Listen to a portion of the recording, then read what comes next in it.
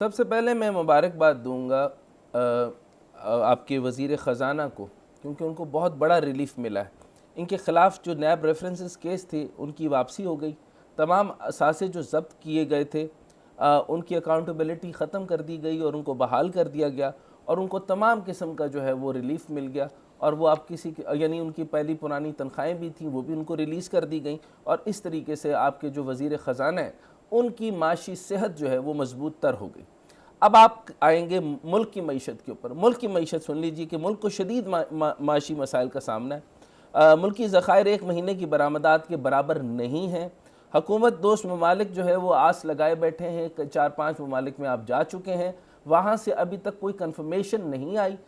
صرف بات ہو رہی ہے، نیگوشیشن ہو رہی ہے، ڈیل ہو رہی ہے۔ آپ نے چائنا کا، کیونکہ آئی ایم ایف کے ساتھ جب تک آپ کی ڈیل طے نہیں ہو رہی، انہوں نے کہا ہے، ریویو لیا ہے، اور مزیدار بات آپ کو یہ بتاؤں کہ وزیر اعظم شہباز شریف صاحب نے کمال کی بات کی ہے۔ اس سے پہلے بھی میں نے کہا تھا کہ اگر آپ کے پرائیویٹ انڈسٹریلسٹ نے ہی یہ کام کرنا ہے تو آپ ان کو پہلے بلا لیتے، تو انہوں نے بزنس کمیونٹی کو بلا کر کہا ہے کہ ہمیں پاور سے متعلق جو ہے وہ کس طریقے سے جنریٹ کی جائے، اس کے لیے ہمیں حل تجاویز بھیجیں تاکہ ہم اس بحران سے نکلیں۔ یعنی آپ سے اگر بحران نہیں نکل رہا تو ہمیں بتا دیتے، ایک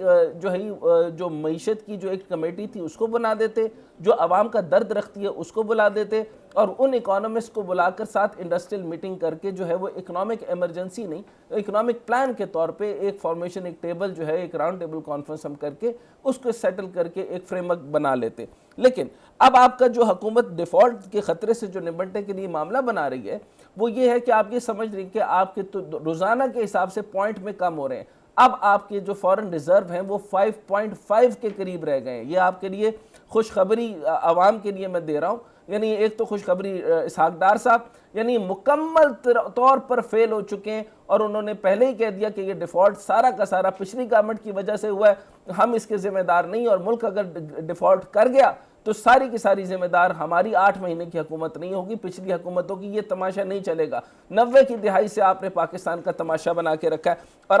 اب آپ کیا کرنے لگے ہیں؟ آپ ممکنہ ڈیفالٹ سے بچنے کے لیے 2 پاور پلانٹس نجکاری کی لسٹ سے نکال کر قطر کی حکومت کو براہ راست فروخت کر دی ہیں آپ نے، اور آپ نے جو ہے وہ باقی اثاثے جو ہیں وہ ممکنہ ڈیفالٹ سے بچنے کے لیے آپ نے سیل پر لگا دیا۔ آپ نے پاکستان کو فور سیل بنا دیا۔ میک ان پاکستان کا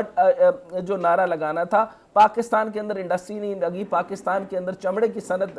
فروغ نہیں پائی، پاکستان کے اندر کاشتکاری ٹھیک سے نہیں ہوئی، پاکستان کے اندر 10 سال پرانا بیج بیچا گیا، پاکستان کے ساتھ آپ نے کیا نہیں کیا۔ اور ابھی آپ نے دیکھیں کہ تقریباً 57 پروڈکٹس لیے گئے ہیں، پرائس یعنی جو آپ کی کموڈیٹیز ہوتی ہیں وہ لی گئی ہیں، اور 17 شہروں سے اس کا سروے کروایا گیا ہے۔ بیورو اسٹیٹسٹکس کے مطابق میں آپ کے سامنے یہ بات پیش کر رہا ہوں کہ ان کی قیمت تقریباً 30.7% کے حساب سے، یہ 30.6% کے حساب سے 240 کی خالی دال اور 650 روپے کی مرغی، میں آپ کو دال چاول آٹا کر دوں تو نایاب ہوتا جا رہا ہے۔ اور کارٹلائزیشن کی انتہا یہ ہے کہ غلہ سارے جو ہے وہ آٹا ایسوسی ایشن کے لوگ جو تھے ان سب نے کہا کہ ہمارے پاس غلہ وافر تعداد میں موجود ہے، ہمیں نہ وفاق کہتی ہے آپ روک لو، پنجاب کہتا ہے آپ روک لو، اور اس طریقے سے جو ہے یہ کارٹل بننا شروع ہو گئے۔ اسی طریقے سے پولٹری کی جو فیڈ ہے، جو مرغیوں کے لیے فیڈ ہوتی ہے، اس کے اوپر جو انہوں نے سویابین کا جو معاملہ بنایا ہے، سویابین پوری دنیا میں چائنا کے اندر رہا ہوں، اب دوبارہ جا رہا ہوں، میں دیکھ رہا ہوں سویابین ہر چیز میں استعمال ہو رہا ہے، سویابین ملک ہے، سویابین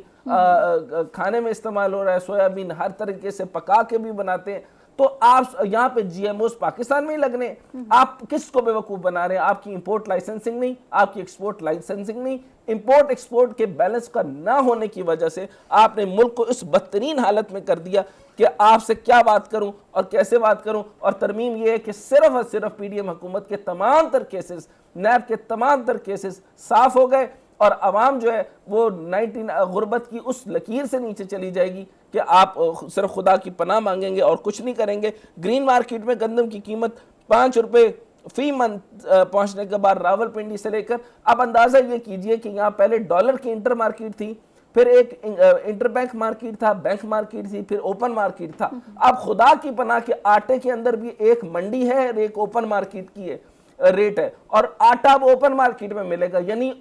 ڈالر اور آٹا ایک ہی طریقے سے ہوگا۔ میرے میلٹ نیوٹریشن میں اگر دیکھیں تو 80% ہمارا انحصار صرف اور صرف آٹے کے اوپر ہے. تو اب یہاں پر پاکستان کس حالات میں جائے؟